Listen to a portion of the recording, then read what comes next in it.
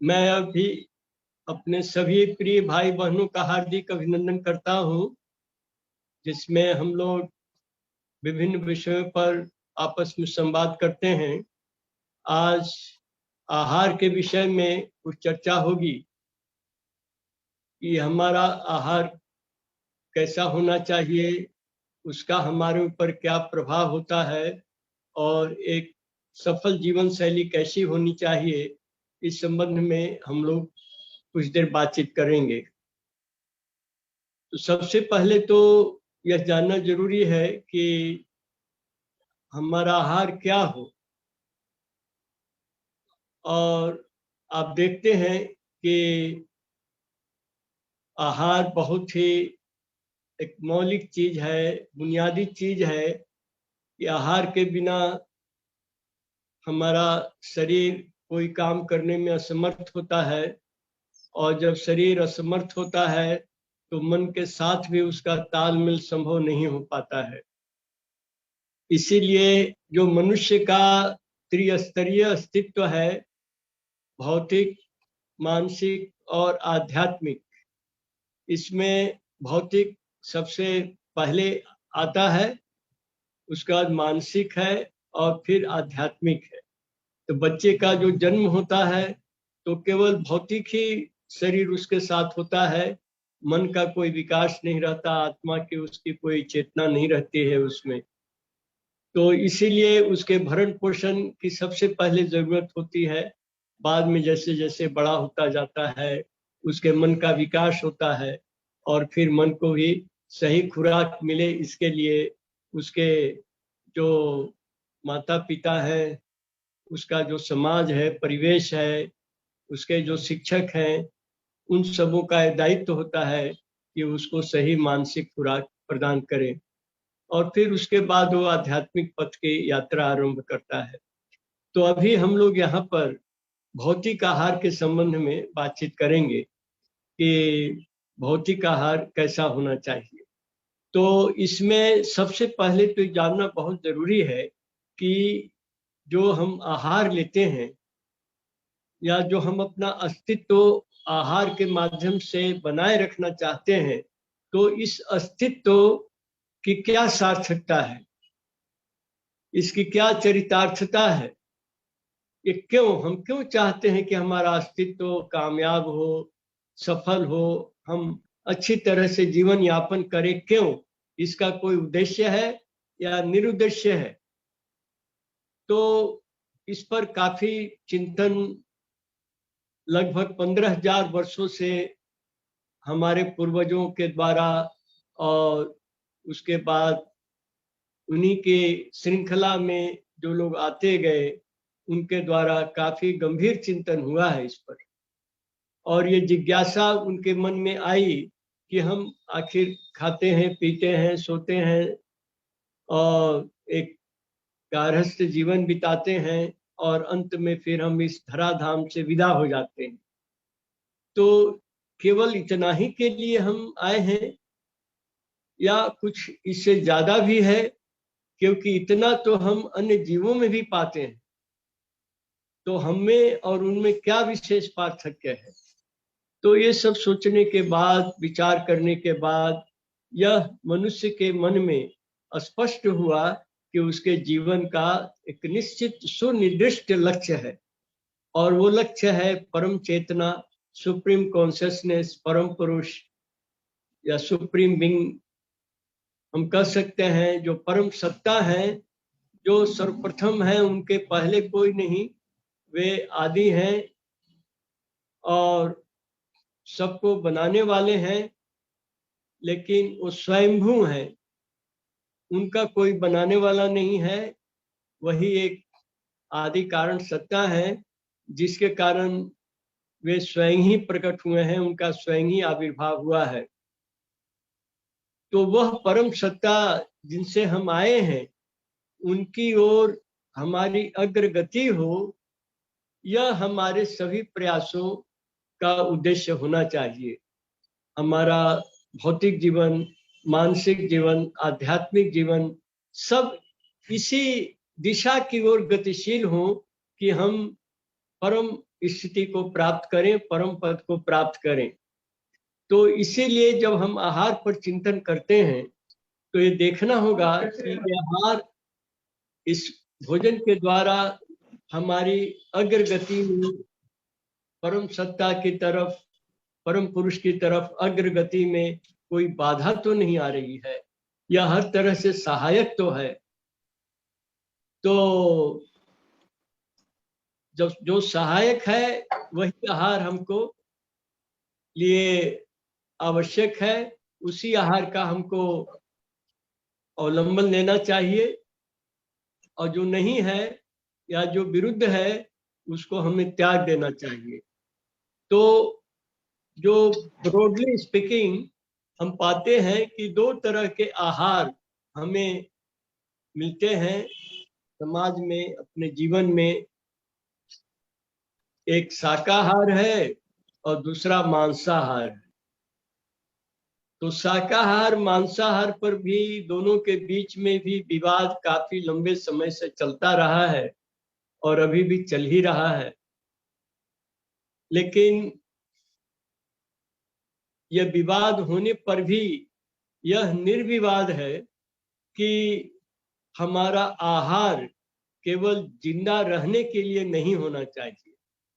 हमारा जिंदा रहना केवल खाने पीने के लिए नहीं होना चाहिए, क्योंकि हमारे भीतर आगे बढ़ने की एक अदम्य प्रवृत्ति है। हम किसी भी परिस्थिति में घुटने नहीं टेकना चाहते हैं। जो हम चारों तरफ देख रहे हैं, मनुष्य पहिए का आविष्कार किया, आग का आविष्कार किया, फिर बैलगाड़ी बना, घोड़ा गाड़ी बना, कार बनी, ट्रेन बने, हवाई जहाज बने, रॉकेट बने। ये सब जो निरंतर मनुष्य की जो अग्रगति हो रही है, यह बताती है कि ये गति किसी दिशा की तरफ है। तो यह दिशा दोनों तरफ है, अग्रगति की तरफ है और अधोगति की भी तरफ है। मनुष्य अच्छा भी बन सकता है, बुरा भी बन सकता है, कल्याणकारी काम भी कर सकता है, हानिकारक काम भी कर सकता है, सत्य भी बोल सकता है, मिथ्या भी बोल सकता है। यह मनुष्य की प्रवृत्ति में, उसमें सहजात है, जन्म से ही उसके भीतर है। इसीलिए यह सोचना कि बस खाया पिया, कुछ समय धरती पर बिताया और चले गए, इसके आगे कुछ नहीं सोचना है। इस चिंतन से अपनी बुद्धि को मुक्त करना है। हम केवल खाने पीने के लिए नहीं आए हैं। अगर केवल खाना पीना, जिंदा रहना ही आवश्यक होता तो क्यों कोई जो भिखमंगा है वो भी चाहता है कि हमको अच्छा खाना पीना मिले। जिनको अच्छा खाना पीना मिल रहा है वो सोचते हैं और बढ़िया खाना मिले, और बढ़िया खाना मिला तो सोचा 56 प्रकार का व्यंजन मिले। ऐसा क्यों होता है? यह जो निरंतर हमको और चाहिए, बेहतर चाहिए, इससे ही बेहतर चाहिए, यह प्रवृत्ति ही बताती है कि हम सर्वोत्तम की तरफ चलना चाहते हैं। हम ऐसी जगह जाना चाहते हैं जिसके आगे फिर जाने की चाह नहीं रह जाए, हमारी चाह वहां पर मिट जाए। यह तो निश्चित है कि हमारी चाह हमेशा नए नए रूपों में आती रहती है और हम सभी चाहों को पूरा नहीं कर सकते हैं, लेकिन चाहों को मिटा सकते हैं। यह चाह जब अनंत सत्ता में जब इसका मिलन होता है तो फिर ये पूर्णता को प्राप्त करती है, पूरी तरह संपृक्त हो जाती है, सेचुरेटेड हो जाती है, और उसके बाद और कोई चाह नहीं रह जाती है। तो उस स्थिति की प्राप्ति में शाकाहार सहायक है या मांसाहार सहायक है, यह मनुष्य को विचार करना आवश्यक है।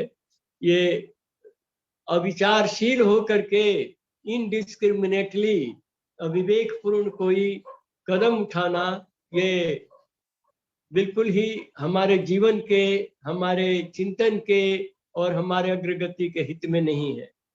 तो इस चीज पर काफी शोध हुई है, और शाकाहार के संबंध में एक ही बात मुझे यहाँ कहना है कि जब प्रकृति ने सृष्टि की तो जितने भी जीव हैं उन सब के लिए आहार की भी व्यवस्था की, आहार के पाचन की, उनके द्वारा विभिन्न स्तरों पर जो मेटाबॉलिज्म होता है, जो उसके विकास की, जो उसके अंदर जो बढ़ोतरी होती है, वो सब प्रक्रियाओं को सर्जन किया प्रकृति ने। तो इसमें जो मांसाहार और शाकाहार है, तो इसके लिए जो प्रकृति ने जीव बनाए, तो शाकाहार के लिए उनकी शारीरिक अवस्था कुछ और तरह की और मांसाहार की कुछ और तरह की रखी। जैसे मनुष्य है, तो मनुष्य या घोड़ा या गाय, ये सब जो शाकाहारी हैं, इनके शरीर की रचना में बहुत कुछ समानता है। और उसी तरह जो मांसाहारी जीव है, जैसे कुत्ता, बिल्ली, बाघ, शेर, चीता, इन सब के भी संरचना में समानता है। तो इसका अर्थ यह है कि हमारे खाने के लिए जो चीज आवश्यक है, उसी के अनुसार हमारे शरीर की संरचना भी है। जैसे हमारे दांत हैं, ये फ्लैट होते हैं, जिससे हम खूब अच्छी तरह चिबा सकें, और चिबा करके ये सलाइवरी डाइजेशन यहाँ से शुरू होता है। उसके पास फिर अंदर में जाकर के ये जो केमिस्ट्री है, डाइजेशन है, जिसमें पित्त पित्त निकलता है, पक्वाशय है, अग्नाशय है, इन सबों से होते हुए फिर छोटी आंत में जाता है, बड़ी आंत में जाता है, और रस, रक्त, मांस, मज्जा, मेद, अस्थि, शुक्र, ये सब तरह तैयार होकर के, और फिर अंत में वो हमारा चिताणु का निर्माण होता है, और चिताणु से हमारा मन जो है कार्य करता है। तो इसीलिए जो मनुष्य के शरीर की संरचना है, वो शाकाहार के अनुकूल है। और जो मांसाहारी जीव हैं, उनमें हम देखते हैं कि उनके दांत फ्लैट नहीं होते हैं, वो नुकीले होते हैं, कैनाइन टीथ। वो अपने जो शिकार हैं, जो उनका भोजन है, उसको पकड़ करके, चीर करके, फाड़ करके वो डाल लेते हैं भीतर में। उनकी अतड़ी छोटी होती है, बहुत बड़ी नहीं होती है, और उनके शरीर के भीतर में जो पाचक रस है, वो भी काफी तीव्र होता है, एसिड, जिससे कि वो जल्दी पचा के तुरंत शरीर से निकाल देता है। लेकिन मनुष्य के भीतर पाचन धीरे धीरे होता है। 30 घंटे में जाकर के फिर जो है वो चीज पूरी तरह पच जाती है, और जो अवशेष होते हैं वो शरीर के बाहर निकल जाते हैं। 30 घंटा इसमें समय लगता है कम से कम। और इसीलिए अगर मनुष्य अगर मांस ग्रहण करता है, तो पहली चीज तो है, मांस इसका स्वाभाविक भोजन नहीं होने के कारण ये कच्चा नहीं खा सकता है। और जो स्वाभाविक भोजन है मनुष्य का, वो कच्चा भी खा सकता है। जैसे गोभी कच्चा खा सकते हैं हम, गाजर कच्चे खा सकते हैं, मूली कच्चा खा सकते हैं, टमाटर कच्चा खा सकते हैं, बैगन कच्चा खा सकते हैं, बंदा गोभी कच्चा खा सकते हैं, तो ये शकरकंद कच्चा खा सकते हैं। तो ये सब कच्चा खा सकते हैं, और उससे हमें कोई नुकसान नहीं है। लेकिन कोई मछली कच्चा खाना चाहे, कोई बकरे का मांस कच्चा खाना चाहे, तो यह मनुष्य के लिए संभव नहीं है। इसीलिए मनुष्य उसको सिझाकर और मसाले दे करके स्वादिष्ट बनाता है, जिससे कि वो खा सके। तो ये स्वाभाविक भोजन नहीं है। इसके पक्ष में एक सबसे बड़ा तर्क यही है कि मांसाहार मनुष्य का स्वाभाविक भोजन नहीं है, शाकाहार मनुष्य का स्वाभाविक भोजन है। शाकाहार के अनुकूल ही उसकी शारीरिक संरचना है, मांसाहार के अनुकूल इसकी शारीरिक संरचना नहीं है। दूसरी जो बड़ी बात है शाकाहार और मांसाहार के बीच में, वो ये है कि जो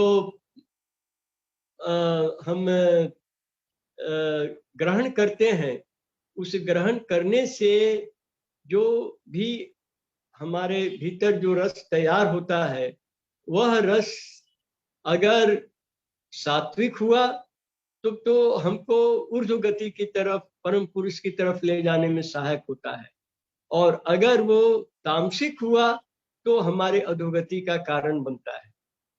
तो मांसाहार में जो हम एक अवांछनीय काम करते हैं कि किसी का जीवन को हरण करते हैं, किसी को जान ले करके हम उसका भक्षण करते हैं, भोजन करते हैं।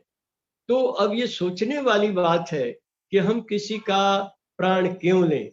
अगर एक जीवित जैसे बकरा है या मछली है, अंडा है, जिसके अंदर जीवन धारण करने की क्षमता है या जिसके अंदर जीवन है, उसको हम क्यों ग्रहण करें, जबकि इससे कम चेतना वाली चीजें हमारे लिए जीवन के लिए उपयोगी हैं और हमें उपलब्ध हैं।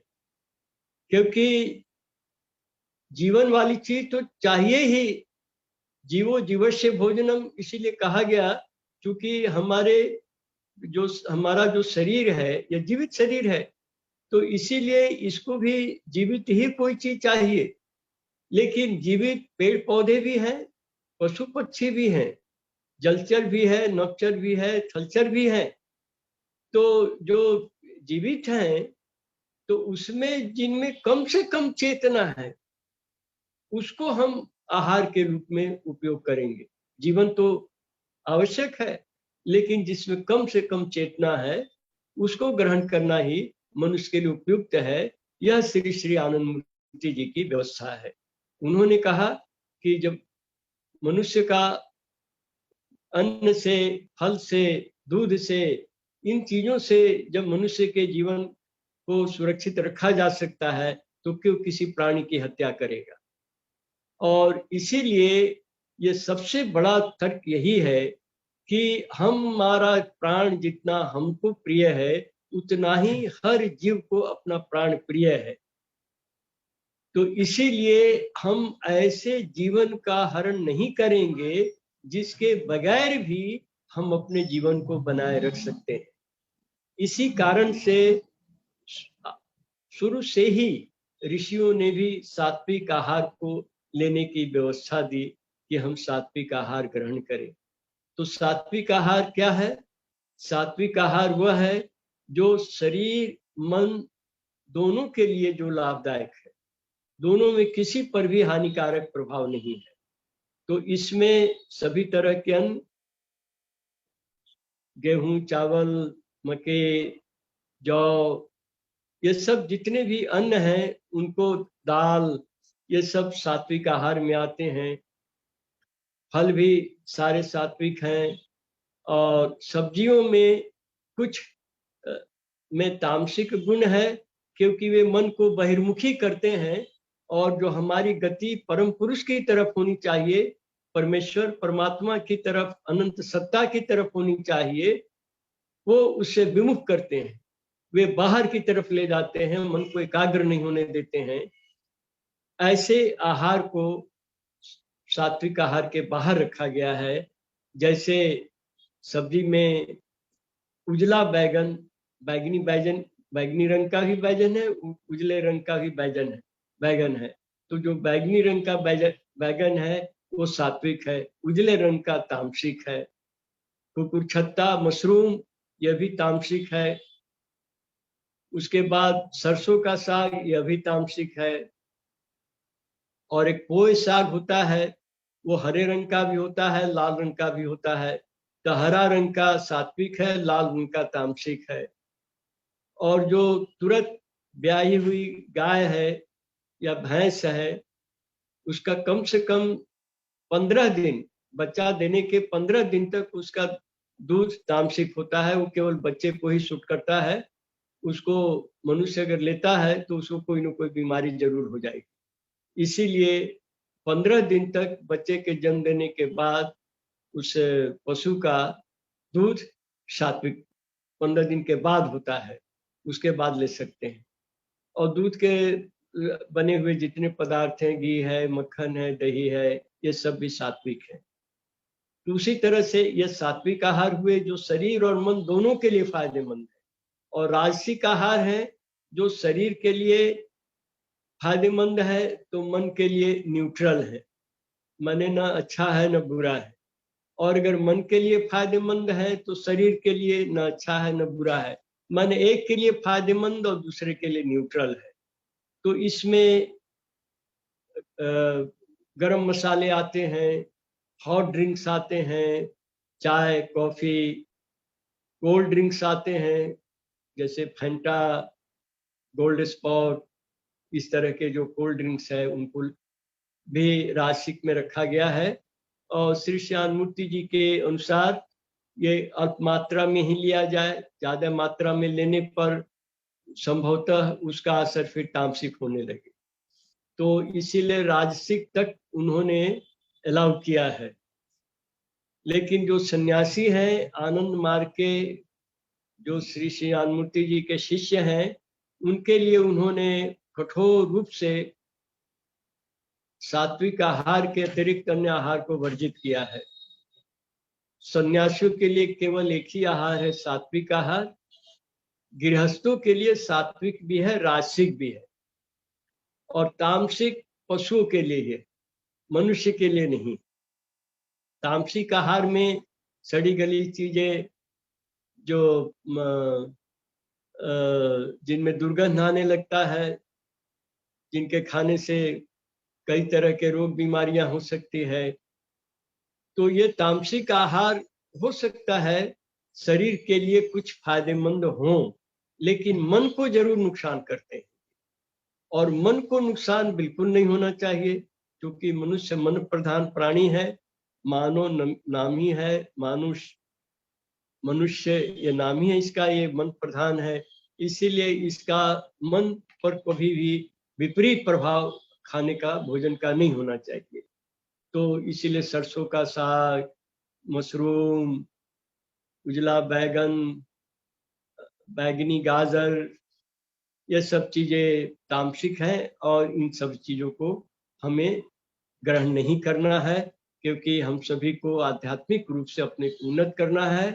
परम पुरुष की तरफ हमारी गति, अग्रगति, तीव्र गति हो, इसके लिए हमारा प्रयास होना चाहिए। इसीलिए आहार में बहुत सोच विचार करके ही आहार लेना है, यह नहीं कि जो सामने आया सो उसको ले लिया।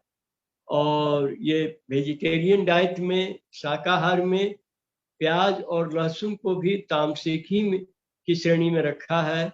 हमारे ऋषियों ने, जिन्होंने इस पर काफी शोध किया, और उन्होंने पाया कि ये प्याज और लहसुन भी मन को तमोगुनी बनाते हैं।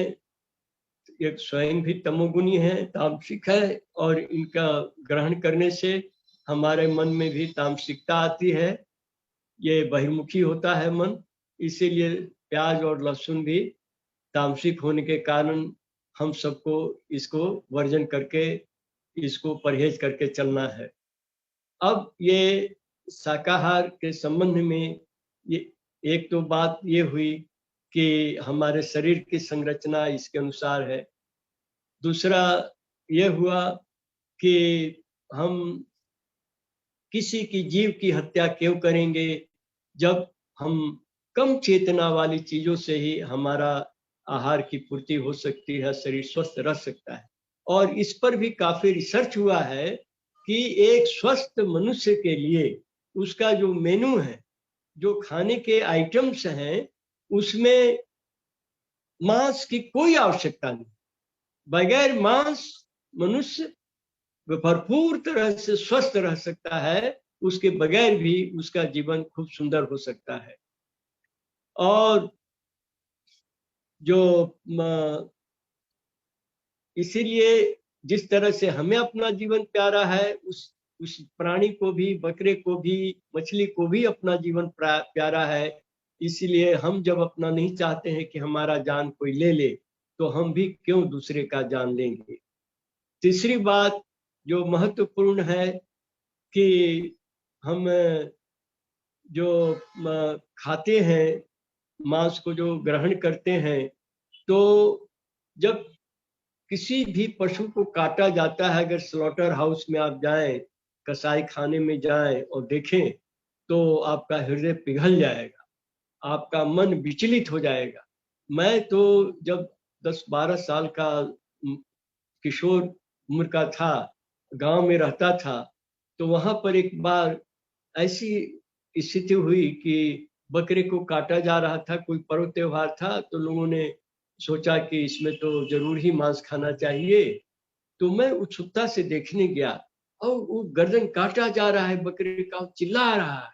अब सोचिए, उसको कितना कष्ट हो रहा है, और खाने वाले सोच रहे हैं कि हाँ, इसका खून निकल रहा है, वो जम जाएगा, उसको पका के खाएंगे, इसके अंग प्रत्यंग को खाएंगे। ये कितनी हीन मानसिकता है कि किसी को जान मार करके और उसका मांस खा करके हम सुख पाना चाहते हैं, और वो प्राणी चिल्ला रहा है, करा रहा है, जैसे कोई किसी को कष्ट हो, आपको, हमको, किसी को रोग बीमारी बहुत सा होता है ना, किसी को माथे में दर्द, कभी कमर में दर्द, कभी छाती में दर्द, कराता है आदमी।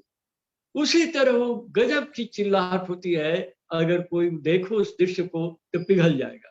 मैं तो उसके बाद मुझे तो इतनी वितृष्णा हुई कि मैं सोचा कि कभी भी ये जो मांस का जो लोगों की जो रुचि है ये खत्म हो, लोग मांस का व्यवहार करना बंद करें, बकरे कटने बंद हो, या गाय कटने बंद हो, भैंस, बड़े जानवर कटने बंद हो, और मनुष्य शाकाहार के द्वारा ही जीवन यापन करे।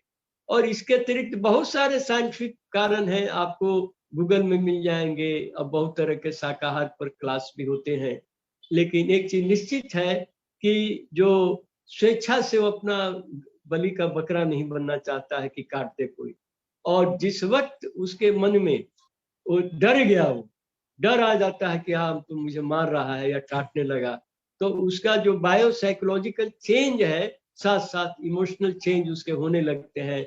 वो डर से भयभीत होकर के वो जो मरता है, मृत्यु उसके पास आती है, तो उसके अंदर जो हार्मोनल जो सेक्रेशन है वो भी विकृत हो जाते हैं, दूषित होते हैं, और मनुष्य उसमें बहुत जब भोजन करता है तो उसको कोई शुद्ध मांस भी नहीं मिलता है, एक विषाक्त मांस मिलता है, विकृत मांस मिलता है, जिसके कारण उसके शरीर को बहुत तरह की रोग बीमारियां हो सकती हैं।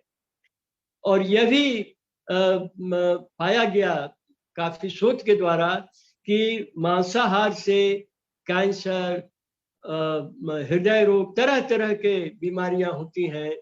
और इसीलिए मांसाहार टोबैको से, तंबाकू से भी ज्यादा मर्डरस है, ऐसा शोध करने वालों का जो शोध का निष्कर्ष निकला वो ये था कि it is more murderous than tobacco.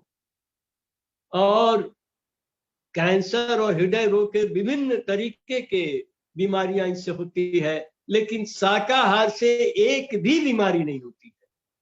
कितनी जबरदस्त बात है कि शाकाहार जो ग्रहण करता है उससे एक भी बीमारी नहीं होती है, लेकिन मांसाहार से बीमारियों का अंत नहीं है, इतनी बीमारियां हैं। तो इसीलिए हम लोगों के लिए, मनुष्य के लिए शाकाहार ही लेने के लिए उपयुक्त है। मांसाहार को हम जितना जल्दी हो सके त्यागें।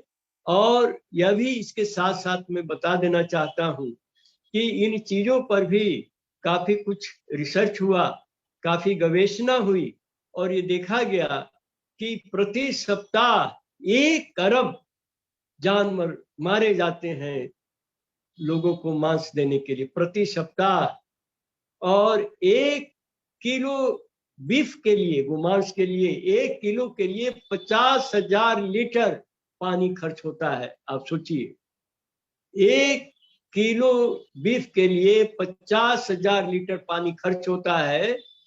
और 10% अगर बीफ को कम कर दिया जाए, जो खपत हो रही है खासकर वेस्टर्न कंट्रीज में, इस्लामी कंट्रीज में, अगर 10% बीफ को कम कर दिया जाए भोजन में, तो 10 करोड़ लोगों को खिलाया जा सकता है। और अगर मांसाहार बिल्कुल बंद हो जाए तो भूखमरी सदा सदा के लिए समाप्त हो जाएगी, कोई भूख से नहीं मरेगा। कोई किसी को भूख लगेगा ही, इतना पर्याप्त अन्न रहेगा कि शाकाहार के द्वारा ही वो अपना जीवन यापन बढ़िया से कर लेगा। धन की जितनी बर्बादी हो रही है मांसाहार में, वो सब बचत हो जाएगी। और इतना ही नहीं, दुनिया में करीब 1 अरब लोग, 1 अरब लोग भूखे सोते हैं, और 2 अरब कुखाद्य से मरते हैं। तो यह जो इतनी बड़ी फिगर्स है विश्व की, यही सब वर्ल्ड एजेंसीज के द्वारा ये सब उपलब्ध की गई है। तो ये सब मांसाहार के कारण ही है। इसीलिए मांसाहार किसी भी तरह से सामाजिक आर्थिक रूप से हो, स्वास्थ्य की दृष्टि से हो, मनुष्य के अग्रगति की दृष्टि से हो, ये वर्जनीय है। इसको हमें त्यागना है और शाकाहारी बन करके अपने जीवन को उच्च गति की तरफ, ऊर्ध्व गति की तरफ ले जाना है। अब जो दूसरी बात है, जो हमारे ऊपर इसका जो प्रभाव होता है, ये तो मैंने कुछ मोटी मोटी बातें बताई, लेकिन इसके साथ साथ एक और पक्ष है कि हमारा जो शरीर है, ये शरीर क्या है? ये काउंटलेस सेल्स से बना हुआ है। और ये जो काउंटलेस सेल्स हैं, अनेक प्रकार के जो जीव कोश हैं, इनमें दो मुख्य कोश हैं। एक तो एक कोशीय जो कोश है, जीव कोश है, एक कोशीय है, यूनिसेलुलर या प्रोटोजोइक सेल्स कह सकते हैं। और दूसरे हैं मेटाजोइक सेल्स या बहुकोशीय जीव कोश। तो एक कोशीय और बहुकोशीय, ये दोनों सेलों की उपस्थिति हमारे भीतर में है। और हर सेल में, जीव कोश में, हर जीव कोश में, चाहे यूनिसेलुलर हो या मल्टी सेलुलर हो, उन सब के भीतर मन भी है और आत्मा भी है। वो केवल फिजिकली नहीं है, उसके साथ मन भी है अपना और आत्मा भी है। ये एक कोशीय जीव में भी, कोश में भी है और बहुकोशीय जीव कोश में भी है, प्रोटोजोइक सेल्स में भी है, मोटोजोइक सेल्स में भी है। और इसके अतिरिक्त मनुष्य का अपना जो अनुमन है, जो यूनिट माइंड है, जो संस्कारों के कारण उस शरीर के भीतर में मौजूद है, वो भी है। अर्थात मनुष्य के शरीर के भीतर में मन जो काम कर रहा है, एक उसका अपना यूनिट माइंड है, अनुमन है। दूसरा जो प्रोटोजोइक सेल्स के माइंड है वो है, और तीसरा जो मेटोजोइक सेल्स हैं उनके माइंड है। अर्थात जो मनुष्य का मन एक रिजल्टेंट माइंड है, जिसमें एक कलेक्टिव माइंड है, ये तीनों मिल करके मनुष्य का मन बनाते हैं। अब ये जो प्रोटोजोइक सेल्स और मोटोजोइक सेल्स जो हैं, ये बनते हैं जो हम आहार ग्रहण करते हैं। हम जैसा भोजन लेंगे उसी तरह का ये सेल्स बनेंगे, और जैसे सेल्स होंगे वैसे हार्मोन्स होंगे, जैसे हार्मोन्स होंगे वैसे हमारे चित्ताणु होंगे, और जैसे चित्ताणु होंगे वैसे हमारी सोच होगी। इसीलिए हमें अपने आहार के संबंध में बहुत ही विचारशील होना है, काफी कंसेंशियस होना है, जिससे कि हम ऐसा आहार नहीं लें जिससे हमारे भीतर कोई विषाक्त दूषित रस तैयार हो और हमारा चित्ताणु भी जो है उसके कारण विकारग्रस्त हो जाए। तो इसीलिए हमारे आहार का हमारे ऊपर बहुत बड़ा असर है। और ऐसा नहीं है कि हमने जो भी खा लिया वो ठीक है, वो तो पच तो जाएगा ही, पचेगा जरूर, लेकिन उसका जो रस, उसका जो जो से बनेगा, जो हार्मोन्स उससे जो निर्माण होंगे, जो माइंड स्टफ बनेगा, वो तामसिक होने के कारण हमारे लिए हमेशा एक बंधन और बोझ का कारण रहेगा। इसीलिए जो भोजन है, इसमें हमें काफी सावधानी की जरूरत है, ताकि हम कभी भी, हमारा जो माइंड है वो तामसिक तरंगों से प्रभावित नहीं हो, मन कभी नेगेटिव वाइब्रेशंस की तरफ नहीं जाए, जो तामसिक आहार के कारण होता है। तो इसीलिए जो आहार के संबंध में कहा गया है कि भगवान शिव ने कहा कि जो सिद्धि के लक्षण हैं उसमें एक है प्रमिता आहार। उन्होंने कहा कि फलिष्यतीति विश्वास सिद्धैर प्रथम लक्षणम, द्वितीयम श्रद्धया युक्तम, तृतीय गुरु पूजनम, चतुर्थम च समता भावो, पंचमेन्द्रिय निग्रह, अष्टम च प्रमिताहारो, सप्तम नैव विद्यते। उन्होंने सिद्धि के लक्षण बताए कि आध्यात्मिक साधना में जो सफलता चाहता है जो परम पुरुष की अनुभूति करना चाहता है, ईश्वरत्व में जो अपने को सुप्रतिष्ठित करना चाहता है, उसमें ये 6 गुण अवश्य होने चाहिए। पहला विश्वास, डिटर्मिनेशन, दृढ़ इच्छा शक्ति। दूसरा श्रद्धा कि सत्य की तरफ ही उसकी गति हो। तृतीय गुरु पूजनम, जिन्होंने हमें मार्गदर्शन किया है उनके प्रति पूर्ण समर्पण का भाव हो। चतुर्थ जो है समता भाव, एकदम इक्विनिमिटी ऑफ माइंड, सबके प्रति अपनापन का भाव। और पांचवा इंद्रिय निग्रह, कि हम इंद्रियों को बेलगाम नहीं छोड़ दें, जिससे कि वो कहीं हमें गड्ढे में न गिरा दें, उनके अंदर उस पर नियंत्रण। और छठा उन्होंने कहा प्रमिताहार, माने बैलेंस डाइट, जिसमें तीन उसके पक्ष होते हैं, हितभुक, मितभुक, रितभुक। हितभुक माने हितकर भोजन होना चाहिए। मितभुक कि वो हमें अच्छी तरह से उपार्जित भोजन होना चाहिए। और रितभुक अर्थात वो हमारे शरीर के पाचन में सहयोग करने वाला होना चाहिए, जिस तरह का हमारी संरचना है और हमारे मन को जिधर ले जाने की जो साधना की जो आवश्यकता है उसको पूरे करने वाला होना चाहिए। तो हितभुक, रितभुक, मितभुक, ये तीनों ही जरूरी है। हितकर भी हो, मितकर भी हो और रितकर उचित रूप से उपार्जित भी। तो ऐसा भोजन हम जब ग्रहण करते हैं तब जाकर के हमारा मन और हमारा शरीर दोनों साधना के लायक बनता है। एक मानव का शरीर, मानव का मन कहा जा सकता है। इसीलिए जो जीवन शैली होगी, हमारा जो जीवन होगा, उसमें हमेशा हमें इस बात पर ध्यान रखना पड़ेगा कि हम इस तरह के आहार को न ग्रहण करें जो हमारे लिए परेशानी का सबब बने, जिसके द्वारा हमें कुछ खाया, रस मिला, उससे कुछ तृप्ति हुई, लेकिन उसके साथ साथ और भी उसके जो बाई प्रोडक्ट्स हुए, उसके साइड इफेक्ट्स हुए, उसके कारण हमारे शरीर और मन दोनों को परेशानी हुई। इसीलिए ये जो आहार वाला जो फैक्टर है, ये बहुत इम्पोर्टेंट है साधना के दृष्टि से।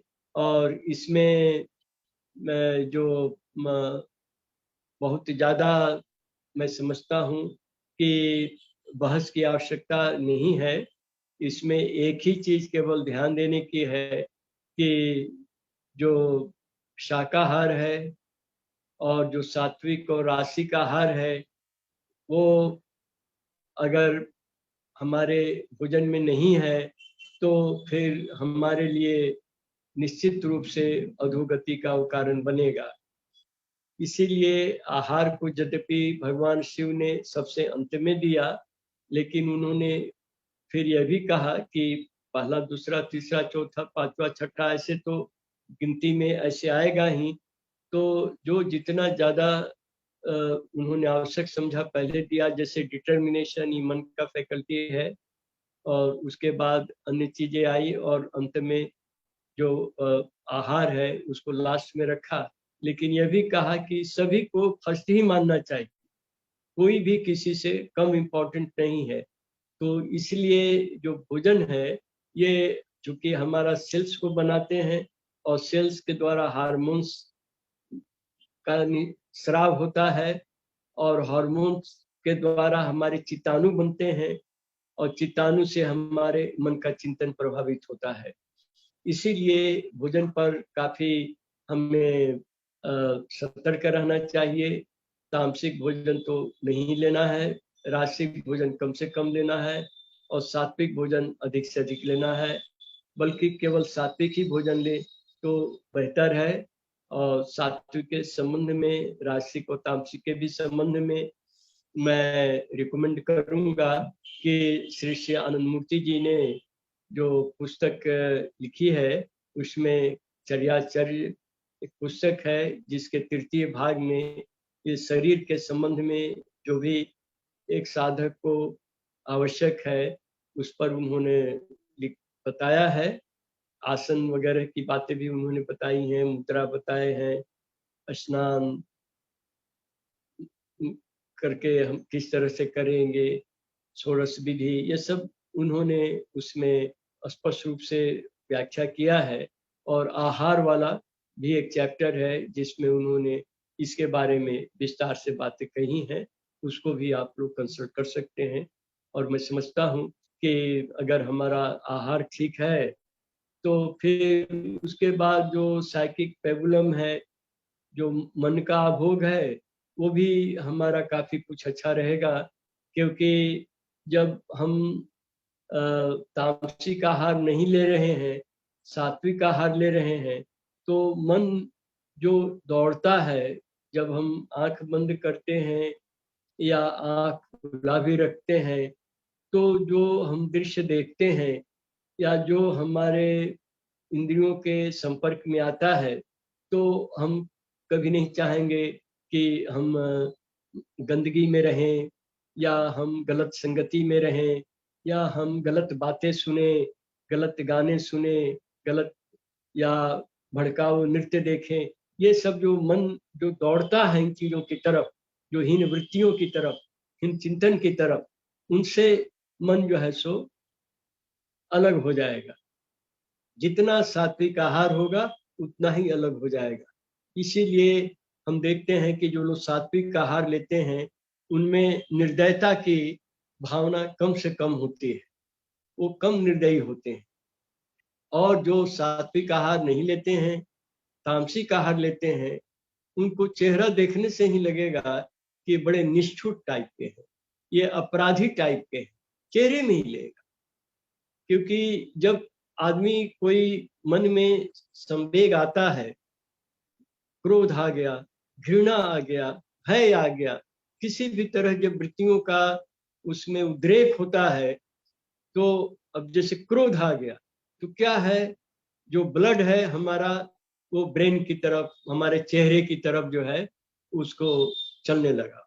और उसके कारण हम चेहरे में देखेंगे कि एकदम लाल लाल हो जाता है, वो खून के प्रवाह के कारण। और उसके कारण बहुत सारे सेल्स हमारे मर जाते हैं। और ये सेल्स मर जाने के कारण चेहरे में फिर आदमी के कुछ ओज जो है, आभा जो है सो कमी आ जाती है। और ये भी मैं यहाँ बता देना चाहूँगा कि जब सेल्स सात्विक होते हैं और जो मनुष्य इसके माध्यम से, इस शरीर के माध्यम से, मन के माध्यम से साधना के पथ पर बढ़ता है, तो ये आहार, सात्विक आहार, उसको भीतर जो सेल्स हैं, उनको इतने वाइब्रेट करते हैं कि उसके भीतर एक रेडियंस आ जाती है, एफल्जेंस आ जाता है और चेहरे में एक रौनक लगती है, एक बहुत ही औदार, एक लगता है कि बहुत वीर्यवान व्यक्ति है। और आप तो ऐसे देखे होंगे कि बहुत से जो महापुरुष हैं, जैसे बुद्ध हैं, महावीर हैं, नानक हैं, कबीर हैं, जो भी आध्यात्मिक रूप से जो ऊंचा उठे, उनके चेहरे के चारों तरफ एक उजली आभा सी बनाई रहती।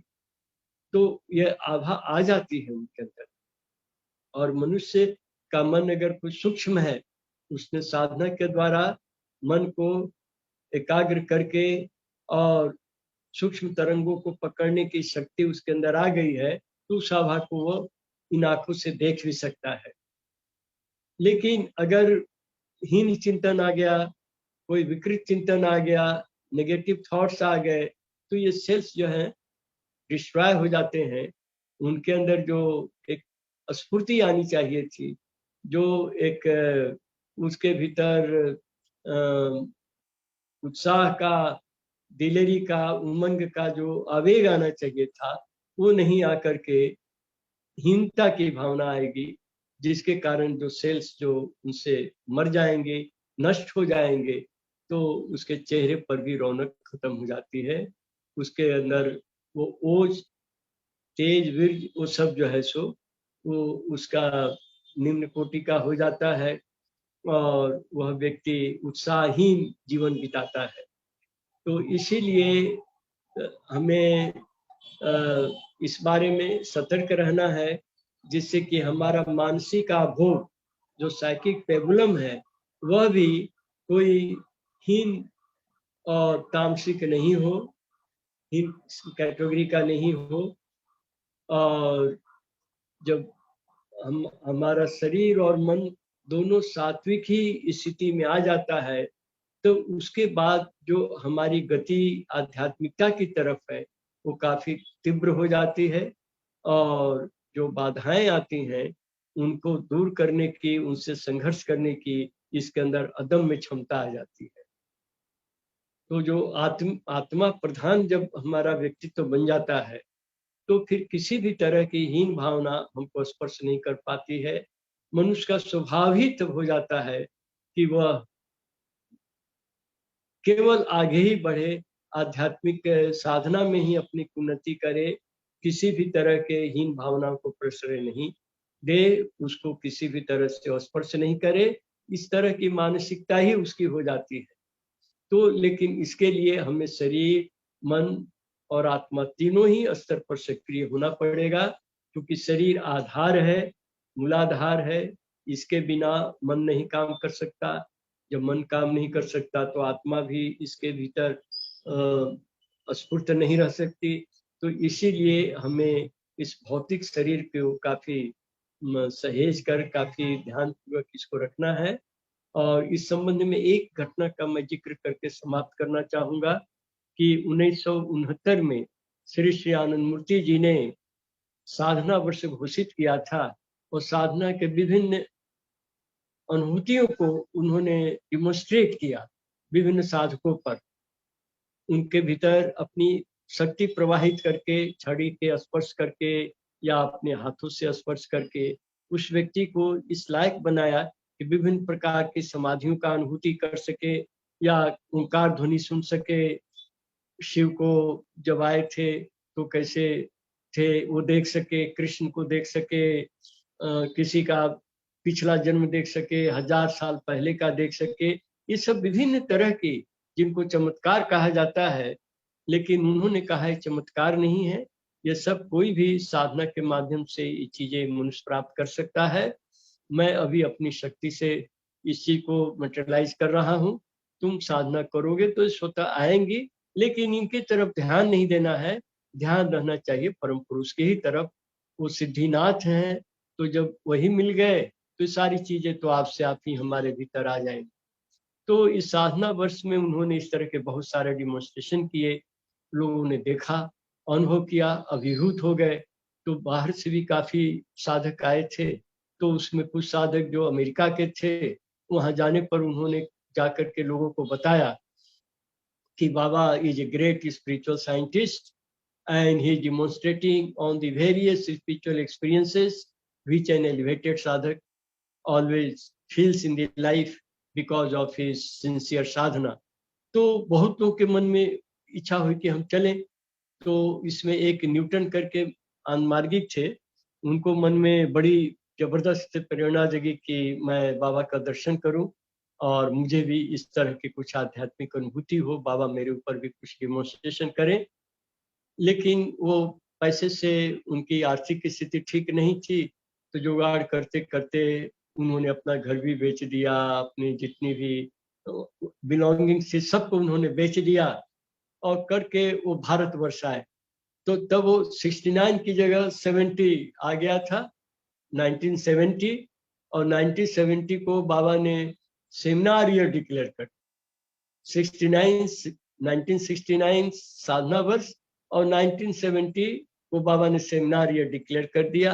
और उसमें सेमिनार हो रहे थे, विलेज लेवल सेमिनार तक का बाबा का नारा था। अब ये सेमिनार ईयर में पहुंचा ये न्यूटन, रांची में बाबा श्री श्यान मुक्ति जी का निवास था उस वक्त। वहां जाकर के वो कहा, अपनी अपने उद्देश्य को बताया। जो सन्यासी लोग थे कि मैं बाबा का दर्शन करने आया हूँ और मैं कोई आध्यात्मिक अनुभूति चाहता हूँ, और इसीलिए मैं सब कुछ अपना बेच करके और किराया चुका करके आया हूँ। और अनुभूति करके ही जाऊंगा। तो जो सन्यासी लोग थे बाबा के आसपास रहते थे, वो समझ गए कि बाबा से अगर इसने कहीं कहा कि बाबा मैं कुछ अनुभूति के लिए आया हूँ, तो बाबा नाराज हो जाएंगे। इसीलिए कि बाबा बड़े डिसिप्लिन वे में काम करते हैं। और उस वक्त सेमिनार ईयर चल रहा था, साधना वर्ष था नहीं कि साधना संबंधी कोई बाबा से पूछता या बाबा उसको कुछ कहते। वो केवल seminar seminar seminar, more and more seminar, इसी की चर्चा थी चारों तरफ। तो उसको न्यूटन को दर्शन ही नहीं करने दिया, रोक दिया उन लोगों ने। अब उस तरह से दिन पर दिन गुजरता चला गया। 1 हफ्ता हो गया। उन लोगों ने कहा कि भाई चले जाओ, जब फिर बाबा साधना वर्ष घोषणा करेंगे हम तुमको खबर कर देंगे, तुरंत तुरंत तुरंत आ जाना तुम। तो बोला कि मैं शरीर छोड़ सकता हूँ, लेकिन भारतवर्ष नहीं छोड़ूंगा जब तक कि बाबा के द्वारा मुझे कुछ अनुभूति नहीं हो जाती है। तो लोग और खड़े हो गए। उस पर पूरी पहरेदारी होने लगी कि कहीं कोई किसी तरह वो भीतर न चला जाए और बाबा का मूड डिस्टर्ब न कर दे। तो देखा कि तो बड़ा पार पाना मुश्किल है। तो अंत में वो सरेंडर कर गया और कहा कि अच्छा ठीक है भाई, कम से कम बाबा का दर्शन तो होने दो, मैं कुछ नहीं पूछूंगा, एकदम शांत रहूंगा। जब उसने काफी आश्वासन दिया, तब फिर उसको बाबा को दर्शन की अनुमति मिली। तो उसको तीसरे लाइन में बैठाया गया कि एकदम बिल्कुल सामने नहीं। तो वहां बैठा। तो बाबा जब आए तो बैठे वहां, सबको नमस्कार किए बाबा, हम लोगों ने भी नमस्कार किया। तो उसके बाद बाबा कुछ बताते बताते फिर बाबा ने हठात कहा, न्यूटन कम हियर। अब न्यूटन को ये आश्चर्य हुआ कि बाबा को मैंने तो अपना नाम बताया नहीं, बाबा कैसे मेरा नाम जान गए। लेकिन जैसे कहा उसको बड़ी खुशी हुई और वो एकदम फट से तीसरे पंक्ति से बिल्कुल बाबा के सामने आके बैठ गया। तो बाबा ने कहा, Newton, you have been always anxious to get some spiritual experience? Yes, Baba, I came to India only for this purpose because I heard that you are demonstrating on the sadhkas various higher experiences of spiritual life. So I also want to experience such a, such a spiritual uh, things, and that's why I have come to India. तो बाबा ने कहा कि okay, okay, very nice. You sit in Padmasana, meditate on your Ishta Chakra.